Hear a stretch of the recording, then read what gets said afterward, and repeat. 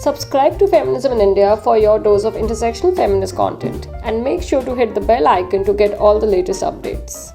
Hundreds of students from a girls' college led by an NGO took out a rally in Bengaluru with placards saying "Don't tax my period" to urge the government to withdraw the tax levied on sanitary pads.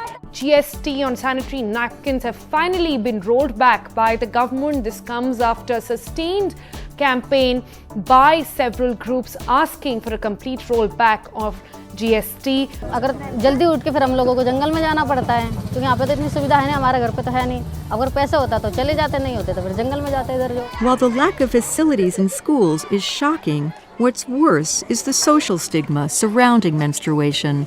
Periods, the cramps, the pain, the bloating, all of this can be a real mess for a lot of us. While the list is endless, for a vast majority of menstruators in our country, these are the least of their problems. For them, the lack of toilets, menstrual hygiene, societal stigma, and inability to afford pads and other menstrual products is the real pressing issue. Conversations around menstruation often tend to overlook the intersectionality of class, caste, and gender.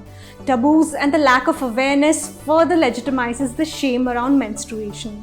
So today in FII Explains, we take a look at period poverty and its impact on menstruators. Period poverty is the struggle that many menstruators face while trying to afford menstrual products as a result of economic vulnerability, lack of awareness, and poor hygiene standards. A vast majority of people in rural India are still dependent on unsafe materials like rags, hay, sand, and ash as their alternatives to safer but more expensive menstrual products. This in turn exposes them to UTI and other infections. The inadequate access to menstrual products and education around hygiene had been a serious barrier in working towards menstrual equity. This has made menstruation not only a health concern but also an economic concern for most people. Should we buy tampons? No, maybe menstrual cups. Arey yaar, good old pads are the best. While this might be an everyday conversation for some, most of the people in India do not have the means or the luxury to choose. The most commonly available product, pads, are not monetarily feasible for a greater number of menstruators, let alone tampons and menstrual cups, which are largely available in bigger cities. Over 50% of women in rural India do not have access to any kind of sanitary products.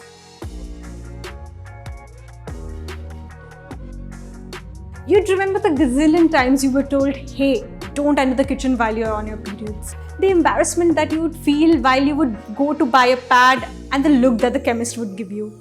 Well, the first and most significant cause of period poverty is the taboos, stigmas, and stereotypes around menstruation. Every conversation around menstruation is a hushed one, and the stereotypes and taboos just make the already existing issues worse. The second and very important cause is the extremely poor hygiene standard. For many in rural India, menstrual hygiene is almost non-existent. Scarcity of water, lack of products, and proper toilets make matters difficult. This brings us to our next point, which is the lack of awareness and knowledge about menstruation. A study has found that 71% of girls in India report of having no knowledge of menstruation before their first period. This leads to shock, fear, frustration, and embarrassment in that situation. One of the most devastating effects of period poverty is school dropouts. It has been estimated that 1 out of 5 girls drop out of school after they start menstruating. While an average of more than 40% of students in India resort to missing school while menstruating because of societal stigma, isolation, embarrassment, and inaccessibility of products. Secondly, period poverty further perpetuates the taboos and stigmas of impurity attached to menstruation. The superstitions get carried on and keep gaining a stronghold. Period poverty is also a cause of increased illness and possible deaths among menstruators. With minimum access to menstrual products, lack of medical care, and poor menstrual hygiene, diseases often end up being fatal.